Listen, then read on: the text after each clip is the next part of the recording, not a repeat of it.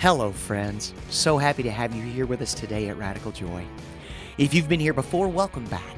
If this is your first time with us, we're glad you're here.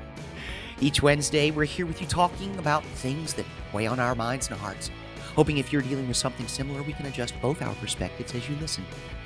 The more people I meet and the more places I go, the more I realize how important it is to make people aware of the fact that there is no shame in enjoying the parts of your life that are incredible. It's time for some radical joy, and this week, the three fingers pointing back at us are for the esteemed Dr. Tawnya Pettiford-Wates, better known as Dr. T. Aw. Nice to Welcome. hear. Oh Thank my you. goodness. I'm so happy you're here. If I may, I want to go ahead and start. First, thank you so much for being here with us. It is always a pleasure to have people on the show, especially whenever they have as much to offer as what I've seen you give in everything that you do. Please pardon me. Um, I usually do a biography of sorts whenever I intro my guests, but I'll be honest, to me, the fact that you are artist and educator and leader and trailblazer, all of these wonderful things, I don't want to reduce you to a resume. What I want to do is just say, I'm thrilled to have a human being that's here that literally personifies so many of the things we try to encourage in all of our listeners here mm, at Radical Joy. I am so excited you're here. And instead of just like bullet pointing you and these kind of things, though your accomplishments are many and varied and so incredibly impressive, I just want to say thank you for bringing your spirit to Radical Joy today. I am so happy you're here. Thank you for the invitation. Truly, it's my pleasure to be here with you. Wonderful. Good. Thank you. Thank you. The thing I say that I don't want to go from your resume, but the thing that I do want to start in all of this is the fact that in all of the wonderful things that I got to watch about you and what you put out into the world, the thing that hit me the most, especially being an entertainer, an Mm, actor, New York resident, and now alum, I suppose, of the city, and mhm, Broadway dreamer, mhm. was the fact that you left Carnegie Mellon, pardon me, matriculated, of course, Yes, yes, yes. and went to New York and saw this incredible show that moved you to the point. I don't even want to. I don't even want to paraphrase or even try to distill the story. What I want to do is say, please tell us this amazing story so that we can start a conversation on exactly how that happened. Okay, because that was a rite of passage moment in my Right. life, and my Oh, life transformed in ways that I could have never imagined or planned for. And I went as a gift to myself graduating from Carnegie Mellon. And I went, and there was a person in the show that had also graduated from Carnegie Mellon. So, we're going to Broadway, and it's great to know somebody. Like, you never think you're going to know somebody that's on Broadway. yes. Now I know lots of people on Broadway, but I didn't think that back in those days. Hmm. But anyway, I'm going to a show called For Colored Girls Who Have Considered Suicide When the Rainbow Is Enough. And I go to the matinee because as a student, you only have a certain amount of funds, and the matinees were Yes. cheaper. So I went to the midweek matinee with my boyfriend at the time, and we're sitting there in the audience, and I have never had an experience like I had in witnessing that show. I was really um, uh, trans what do you call it? I went into another kind of level, Uh-huh. and I actually saw myself on the stage in the show. Like, I had a vision of myself on the stage in the show. And when the show was over, I didn't even realize it was over until a usher was tapping me on the shoulder and saying that we had to leave the theater. And I looked around, and there was no audience in the theater except for me and my boyfriend. And he knew I was in this kind of trance state that he did not say anything to me, just let me be. And I looked at him and I said, I'm supposed to be in that show. And then he said, well, why don't you call him up? And I was like, what? He said Yes. it was like a dare almost. Uh-huh. I mean, back in those days, we did not have, this is back in the 70s, Uh-huh. right? In the late 70s. We did Mhm. not have cell phones back Right. then. So you literally had to go to a payphone, which was right outside the theater, Of course. and put in your little coin. And I think it was like 25 cents at that point. And I looked on the program, and it said Joseph Papp and the New York Shakespeare Festival, and it had a number to call. And so I called the number, and the voice the voice on the other end of the line says, New York Shakespeare Festival, Joe Papp speaking. And I was like, I mean, it took my breath away. I mean, Joe Papp is on the phone The with me. guy. Uh-huh. The guy, the Uh-huh. one, Yeah. the godfather of Shakespeare in the Park. Anyway, I get myself together, and I say, I'm an actor, and I'm in town for a moment, and I would like an audition for Colored Girls. And he said, can you hold on? And then he went, he put me on hold, and I was thinking to myself, oh my God, he must be laughing. I mean, this is not how you do it. Like, Right. you go through agents and whatever. Yeah. And so the next voice I hear comes on the line, and it says, casting, Rosemary Tischler speaking. I hear you want an audition for Colored Girls. And I was like, oh my God. I said, yes. She goes, and she asked me a series of questions, which I answered yes to. And she said, can you come now? And I said, yes. And I hung up the phone, not realizing I didn't know where I was going. Right. So I called back immediately, and she's laughing. She goes, I guess you want to know where you're supposed to go. Yes, please. That would be helpful. Yes. I said, yes, please. So anyway, long story short, I went there. It just so happened I was calling at the precise time. This is about timing, right? Uh-huh. And it's also, I think, about what's for you is for you. Like, Thank you you. know, like it's what's for you is for you. So I called at the precise moment when someone had put in their notice about leaving the show.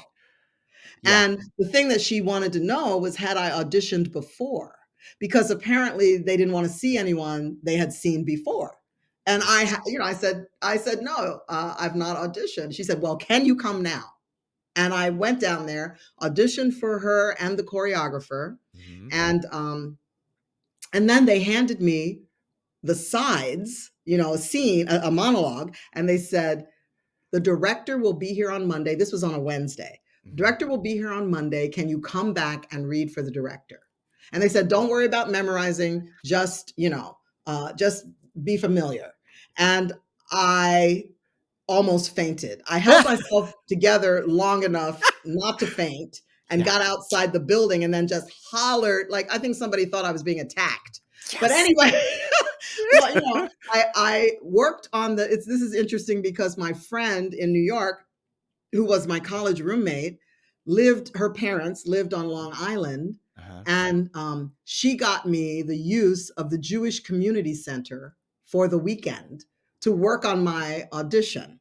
I was freaked out a little bit, because I had been classically trained. Like, I knew the classics. Yes. And Ntozake Shange was not that. Although now I say she is a classic, Yes. But at that time, I hadn't seen anything like this on a script.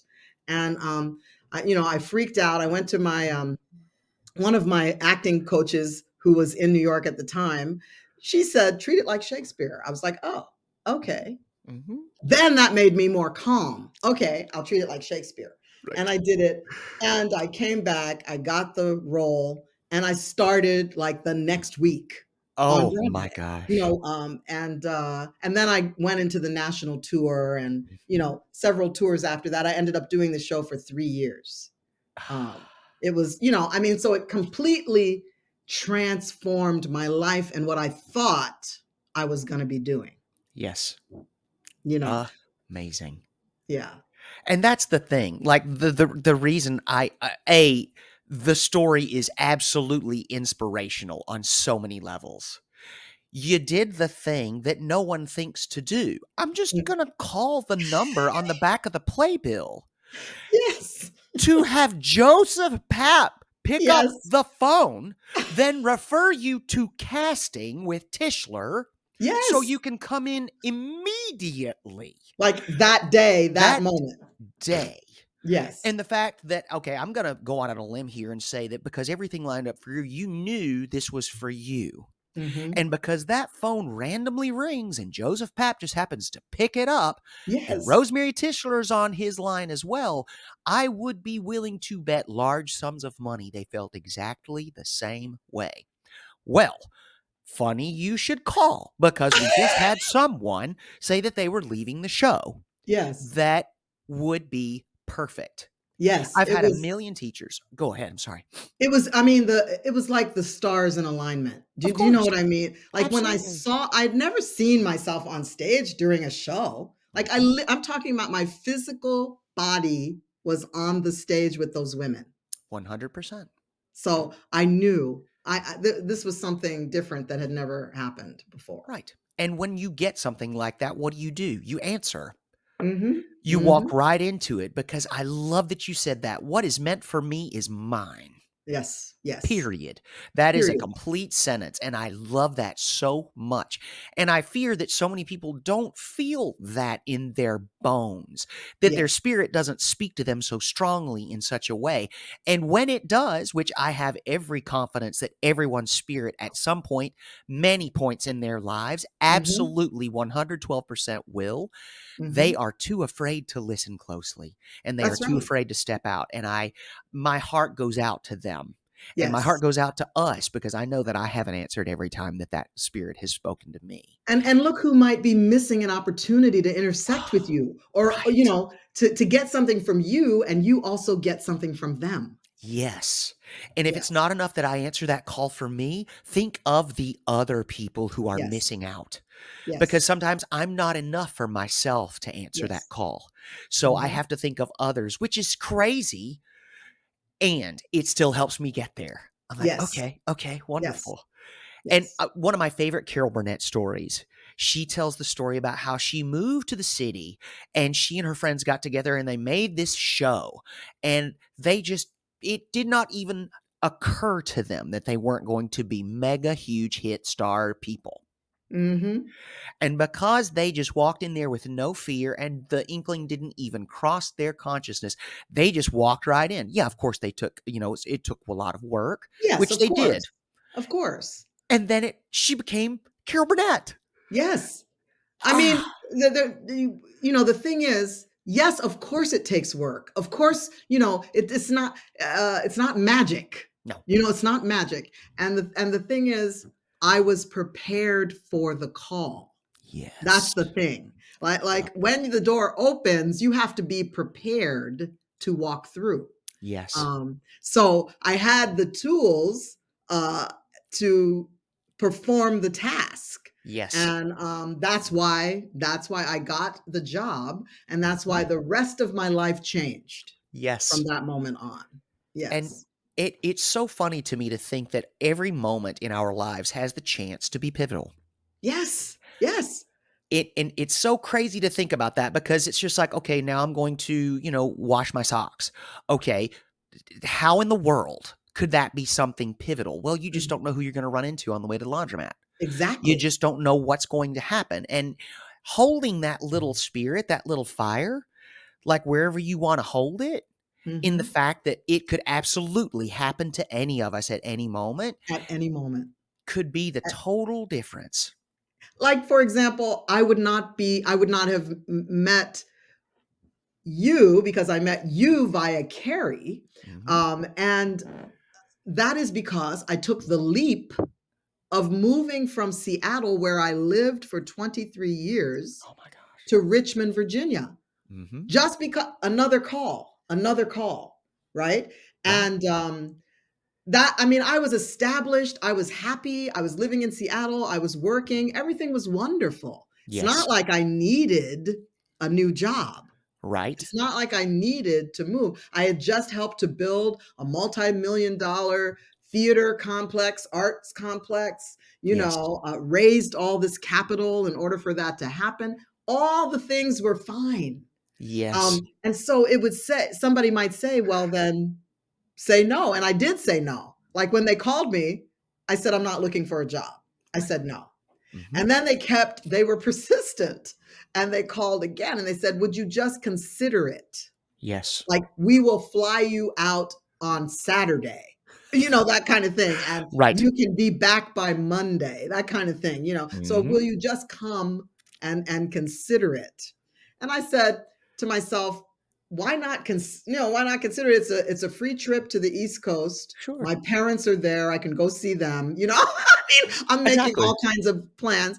And then um I get there and it's like, this is interesting. I can jump in the car and drive up to Pennsylvania and see my mom and dad. Mhm. Wow, that's a lot better than having to arrange a flight all the way from Seattle. And I started to feel like, I really am an East Coaster. I'm not I never have felt like that was Right. my home.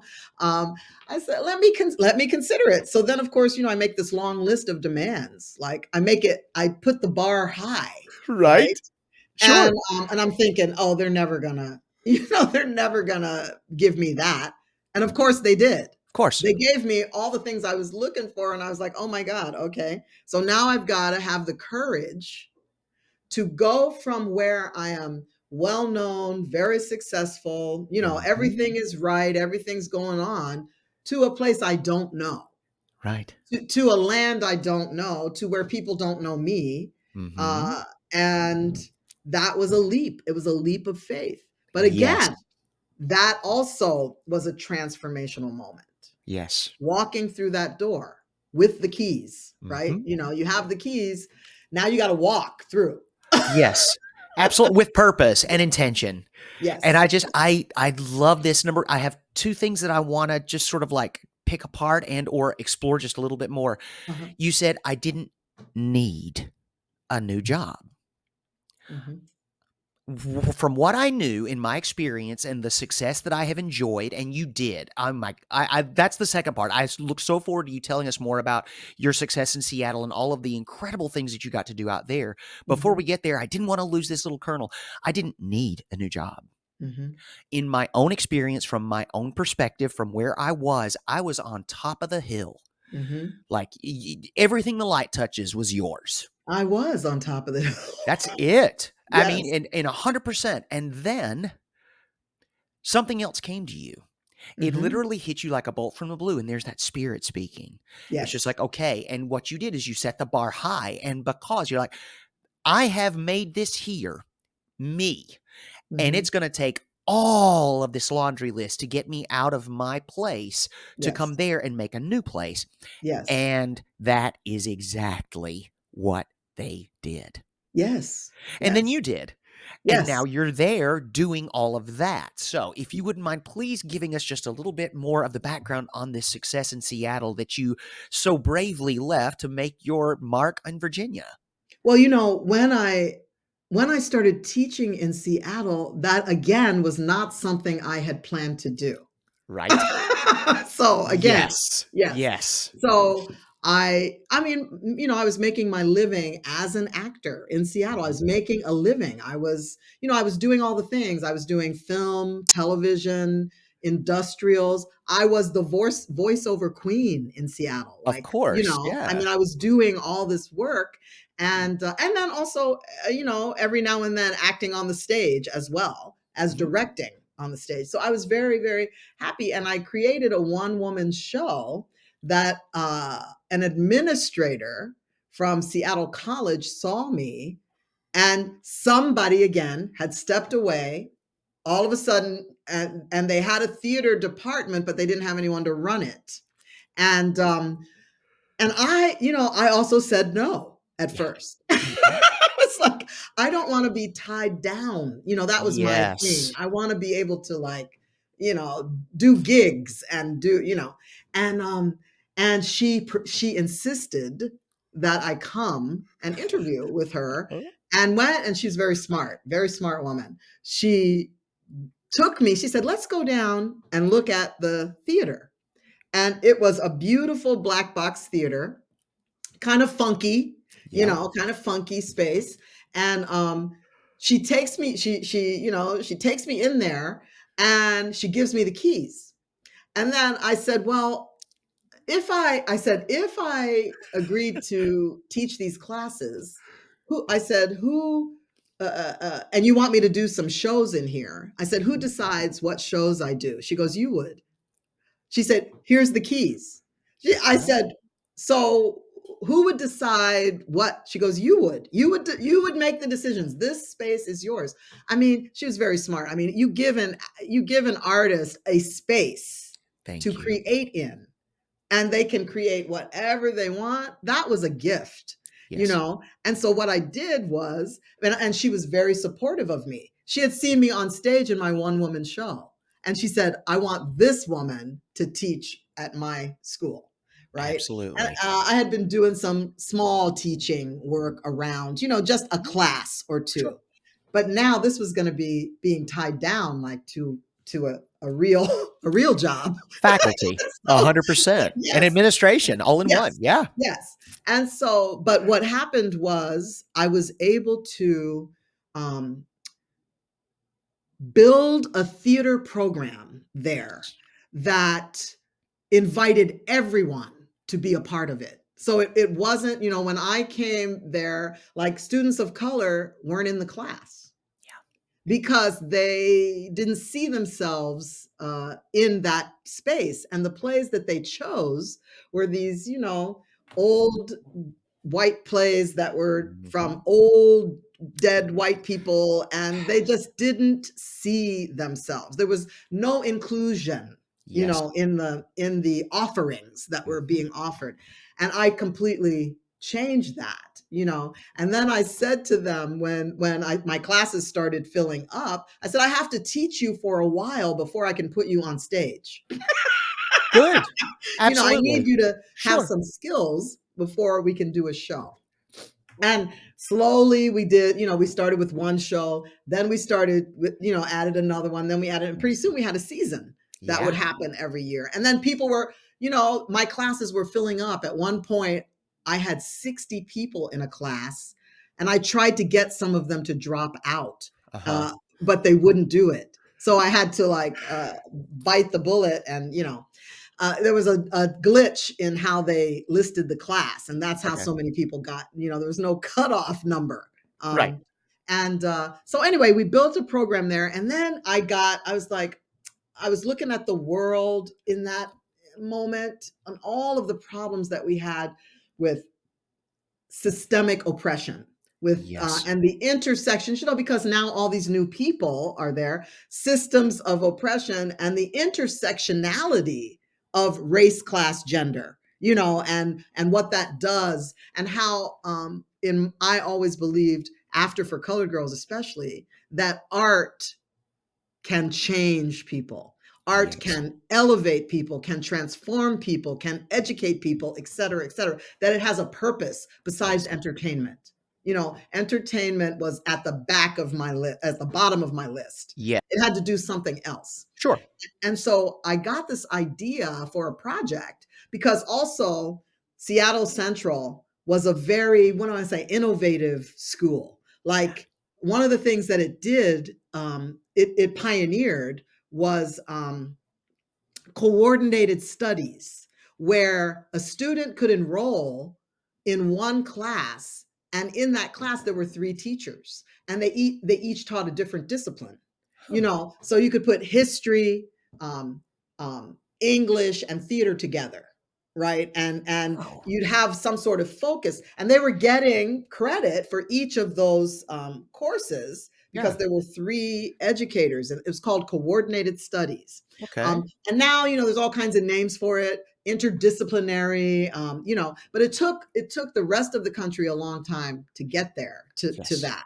So I had an idea to do a coordinated studies um, uh, with English.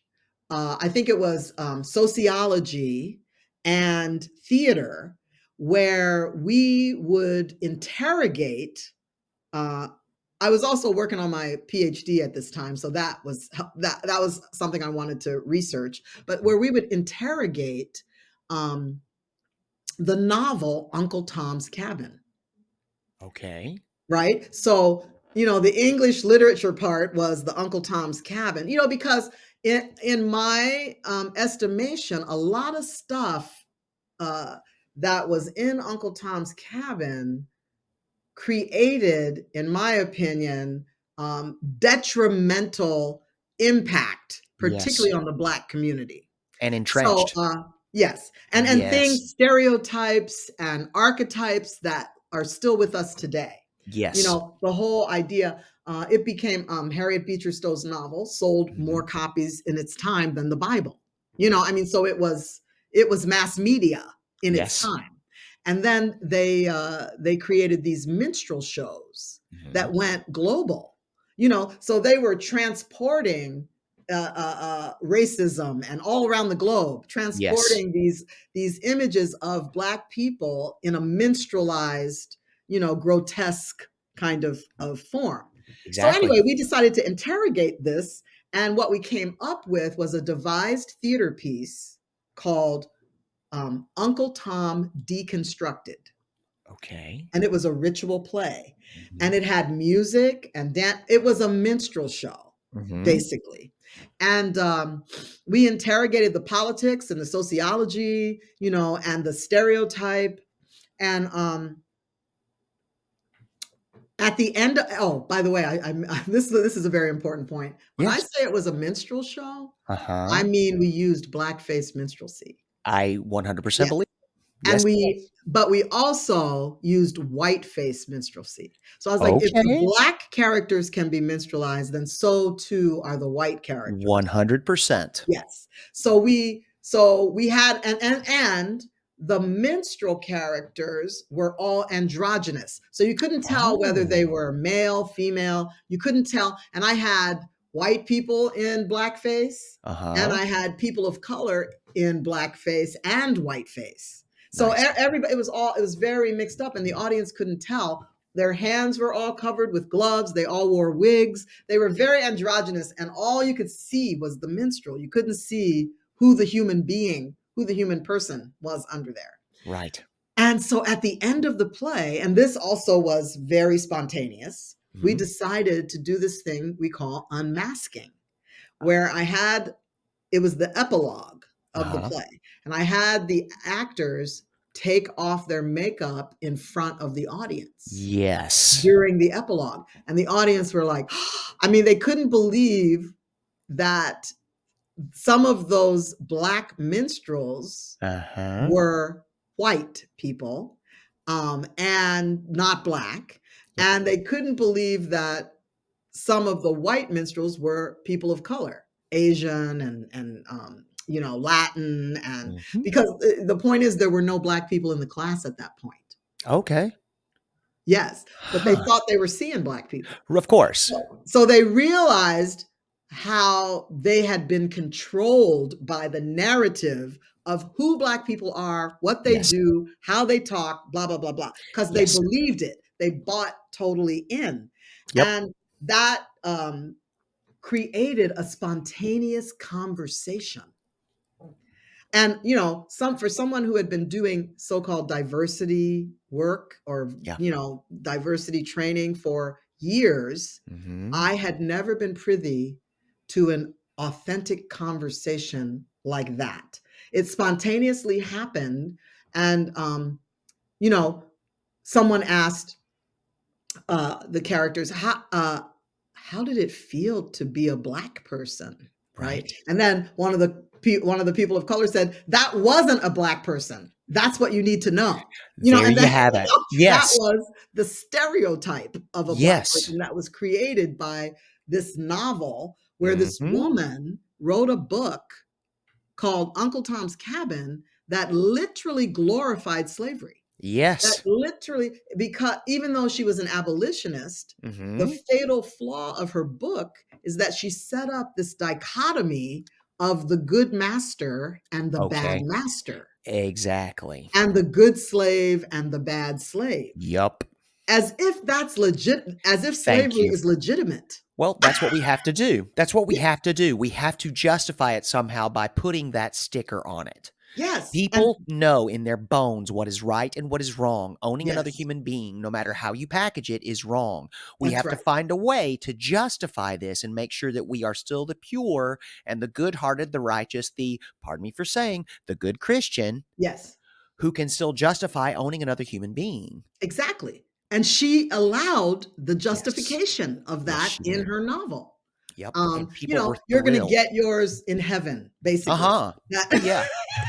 that no matter what happens here in this world, you're going to get. Anyway, what happened was that conversation started to like spread like wildfire throughout the Seattle community. And Perfect. we pretty soon had people lined up around the block to see the play. Nice. And it was a class project. So at the end of the quarter, we were on a quarter system. Uh-huh. It was going to close, and that was it. And Yeah. the community said, you've got to do something with this. You can't Nice. just stop doing it as if it were just a play, because Right. it's not just a play.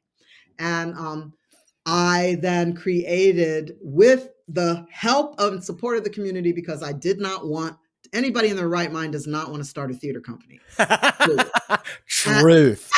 Yes. so I did not want to do it. Again, something I did not want to do. Mhm. But the calling, they said, we have to keep this conversation This going. message is We've got to crucial. keep this conversation going. Yes. And so we created the Conciliation Project. Okay. Excuse me. Bless you. We created the Conciliation Project. And by the way, it is conciliation and not Yes. reconciliation. A lot of people want to say the Reconciliation Project. No, it is it's intentionally Yes. conciliation, because you cannot redo something that you have never done before. There it is. And that also that's divine. It was a divine, aha Yep. revelation moment when I was like, no wonder we can't get rid of this racial problem. We've been working on it for almost 400 years. Why can't we get rid of it? And it's because we've been going about it in the wrong way. We've been trying to reconcile when we have never first conciled. There you go. And so I said, no, we've got to deconstruct that whole process Yes. and start again with consiling, Yes. and we then created a series of plays. We call it the color wheel. So we started with black, we moved to red. So we did Mhm. the indigenous, we did Genocide Trail, a Holocaust unspoken. We moved then to yellow fever, the Mhm. internment. We did, and all of these were done in minstrelsy, by the way. Like red face, yellow face, they were all, and then we moved to stolen land, the Mhm. Latin diaspora, and how stolen land border crossings, Yes. because that was at a big time when they were attempting to uh, not educate kids in California. What was that? Eight. No. Proposition something. Right. 80. It had an 8 in it. Now I can't Right. remember what it was. But anyway, they were going to not educate uh, Latin kids, who had been, who were immigrants, who would come. They in California, a lot of, the pickers, the people who Oh, do sure. the Harvest picking workers. of the. Yes, Yeah. that seasonal work that Yes. happens out there, and and also all of the work, all of the labor, the labor, Yes. not only High. in the field, but the labor, in the land, the people who are the servers and the cooks Sure. and they were trying to basically deny them the rights and privileges that Yes. citizenship has, Yeah. right? Which we still have that problem. We still have that problem. Agree. But anyway, we did that play, and then we moved on to global sexism.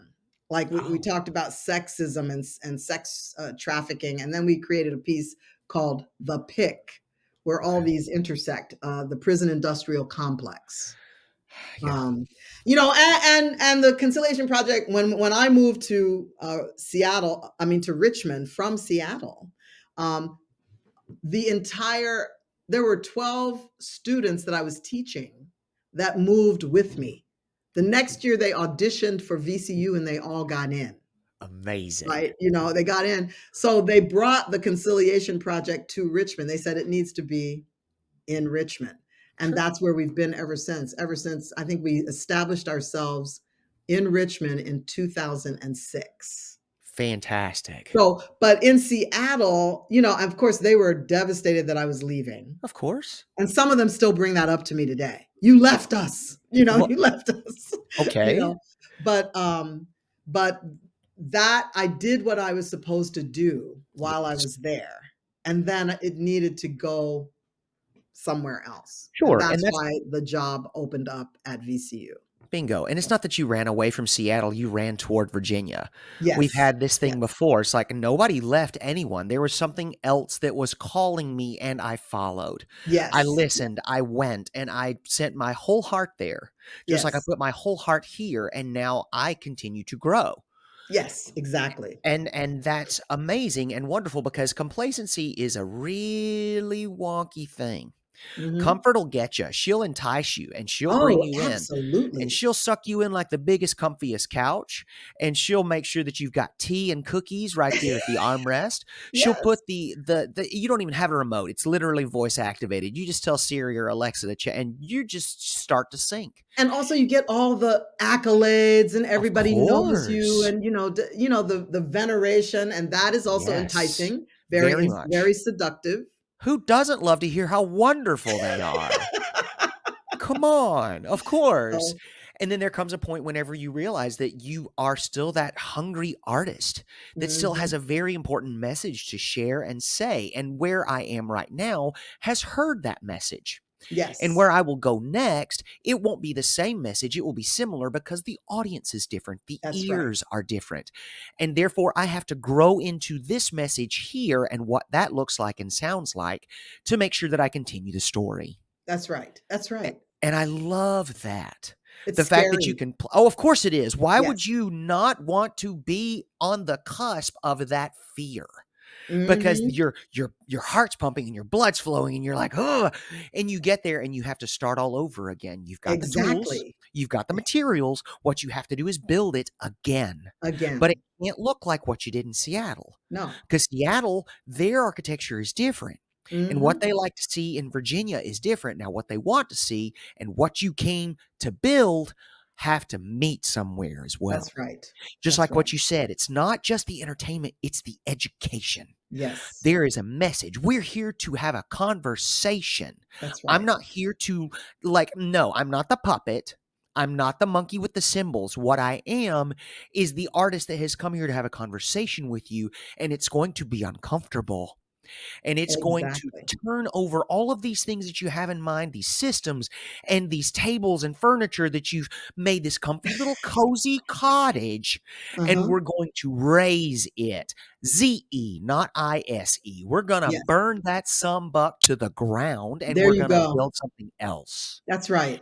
that is exciting, that is nourishing, that is so unlike anything we know, and it's gonna hurt, just like growing hurts. That's right.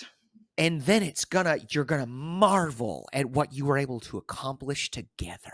You know, that is so true. And you called it because let me tell you, it was very uncomfortable. Good. Like when they wanted me, like they gave me all these things that I asked for. I when I went for the interview, I said to them, "Are you inviting me to your party and I have to wear your clothes? Or are Ooh, you inviting me to your party and I get to wear my own clothes?" I said, "Because I'm not interested in wearing anyone else's clothes but my own. And so I yes. want to bring my full self, all my authentic self. This is what I do. This is my research agenda. This is what I'm interested in. Do you want that? Because Yes. if you don't want that, then I'll stay where I am." 100%. Right. And of course, they said that they wanted it. Yes. But Uh-huh. then when I got there Uh-huh. and I started to do the thing, Mhm. there it got very uncomfortable, Good. and it was a struggle to the point where I started to doubt whether I had made the right decision. Yes. you know, and that always comes. I always go, the enemy will try to tear you down, There it will is. try to get into your psyche and start making you second guess Yup. yourself, even when you've even when you know that you know that Yes. you know. You will start to, and that's what started to happen because I felt very isolated, Yeah. right? Because of how the job happened, my Mhm. husband couldn't come with me because it was too quick. And we wanted to bring his retirement with us, and he was not old enough to do that at that Oh moment. gosh, yeah, And okay. so we lived 2 years bi-coastal. Oh, He stayed wow. in Seattle and I was in Richmond, Mhm. so I felt very isolated and Yeah. very alone, attempting to do the thing that this university said they wanted me to do. And Yes. then I started getting all this pushback and struggle, and, Yeah. people started moving away and they started rescinding promises that they had made. Yes. Okay. And so, and let me just say uh, uh, that Richmond is not at that time. So now we're talking like 2000, 2004, Okay. 5, like that around there. It was not the easiest place to break into, to be well. They're very, how do I, cliquish there. Yeah. They're very, uh, they like to say there's Southern hospitality, right? Uh-oh. But Uh-oh. that's different than being invited into the inner circle, Yes. right? And when I came, I was doing social justice theater, and no one was doing that, right? No. No one was doing that. And so I was labeled kind of, as an outcast, like not real theater, Okay. right? Message theater is not real theater. No, no, Nanette is real theater. There you go. There you go. Okay. And I wasn't Yeah. doing that.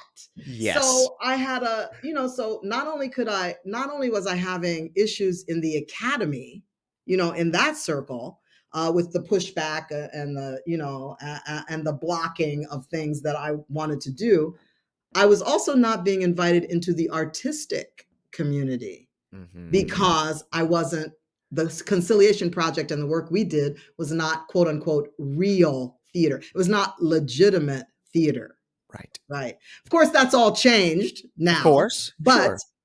that struggle, I was like, oh my. So, I can't be an artist. I can't do they invited me to transform the Yeah. program, and they Mhm. didn't want the transformation. They didn't want to be led into transformation because Uh-huh. it was too uncomfortable, too difficult. We had to start questioning the power structure of white supremacy, of patriarchy.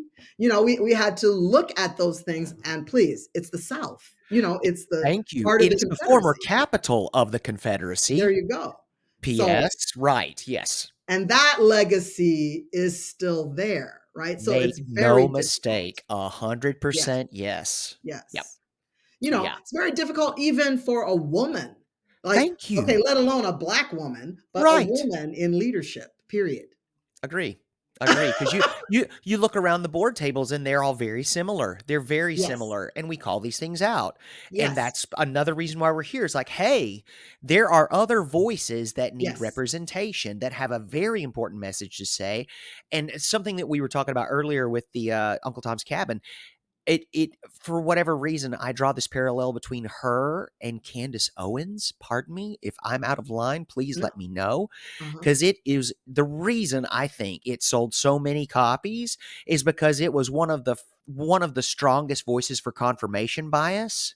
yes, Well, I have a manual here that says I am a good person, even yes, though I own other persons. yes, yes, And it just, well, flash forward however many hundred years, and now we have Candace Owens. Well, she says this, and she's a black woman, so exactly, this must be okay. And I'm right, like, even though there are hundreds of thousands of other voices that have told you in direct opposition to what this woman is parroting, you yes, choose her to believe.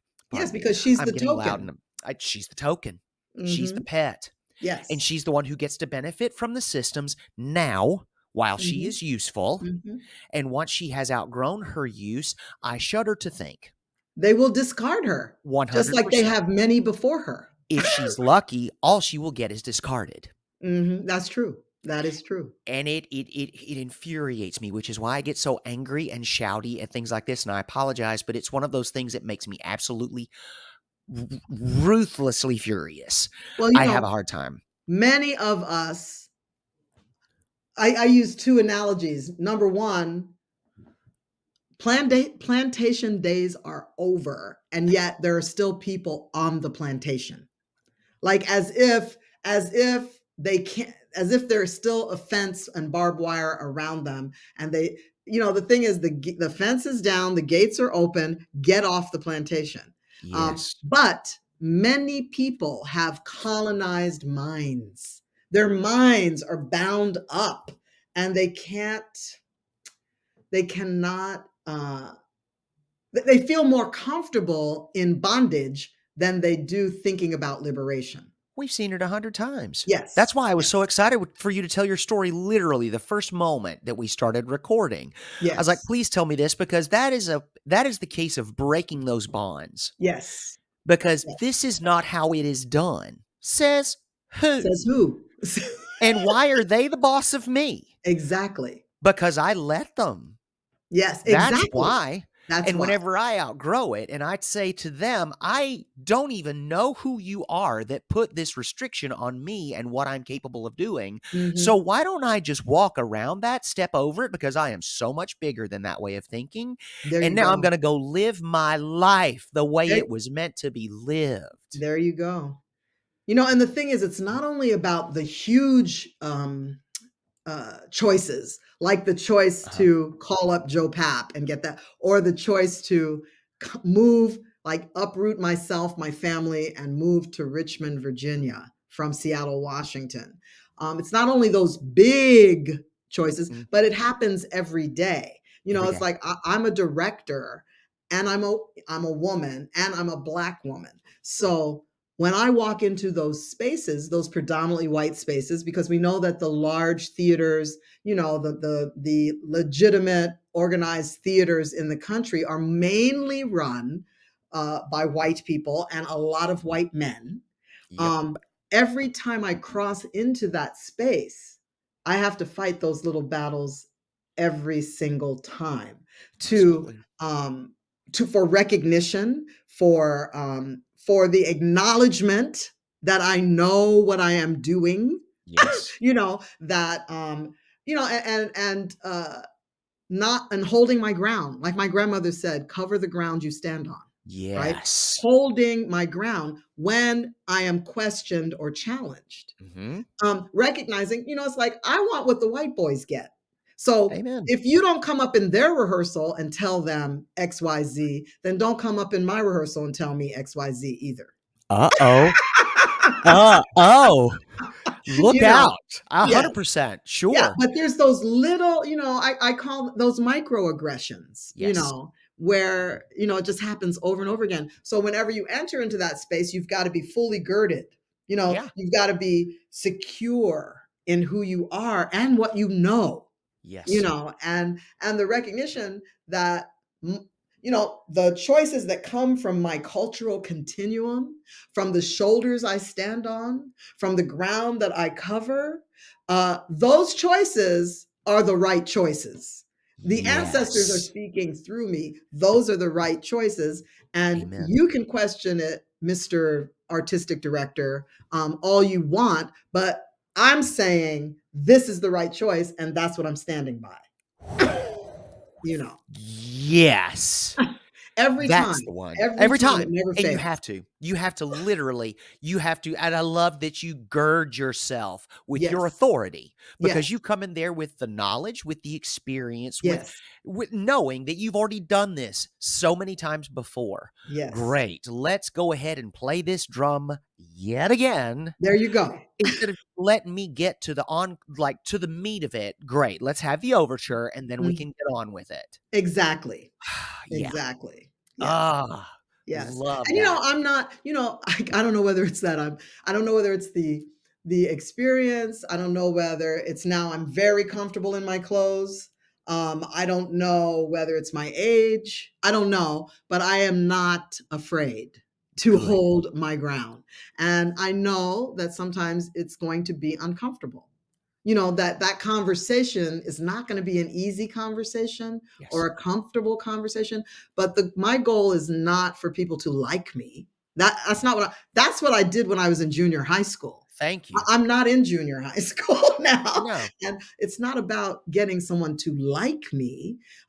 It's getting someone to, it's like I want I want to be given the same value and authority that you give anyone in my position. You Yes. know what I mean? I mean that you would give anyone else. That's what we want. I don't want you to question what I know that Yes. I know. I'm not questioning who you are. Okay. So yeah, Thank you. yeah. Well, and something So that you just said, it just kind of triggered something in my mind. Something in your position. Because of what they attach to you and the things they will or won't give you upon first inspection until you insist, this position, I want the authority afforded this position. I Mhm, just happen to inhabit it. mhm, If this position is filled by, say, a white man, you would mhm. give this set of cues. That's right. I want those cues. And just because I'm not that person doesn't Mhm. mean I don't expect them. That's right. That is right. Yes. Amen. Yes. Yes. That's what true equity is about. Agree. You Agree. know, that's what Agree. equity is about. Start with a piece of paper. Make the list of the things that you expect to give this person in this position. Mhm. Then apply. No Yes. matter who fills it, no abridging. No, That's no, no, right. no, no. That's right. No editing, no clipping, no truncation. What I Mhm. want is the full list. And now that I am in it, I'm going to pin it to my shirt. And whenever I don't get it, I'm going to point to it and I'm going to look you with one eyebrow arch. I'm like, this one, Yes. I'll have it Exactly. now. Thank you. Yes. Exactly. Yes. 100% ownership. It's Mhm. just, oh, it's wonderful. Oh, I Yeah. like you. I like our discussion. Ooh. The bottom line is use your words, friends. Thank you for joining us again in this moment of radical joy. If this is your first time, we're so happy you're here. Take a moment to check out our archive. See if there's something else that fires you up, rekindles the joy in you. And hey, spread the word if you enjoyed it. We welcome reviews and messages. Let me know what you want to talk about. I rarely run out of things to say. So if there's something on your mind or heart, I want to hear from you. Don't forget, there is no shame in joy. I am not a therapist or a medical professional. If you're experiencing a mental health emergency, please call 911. This content and other content produced by CLW Studios and affiliated partners is not therapy, and nothing in this content indicates a therapeutic relationship.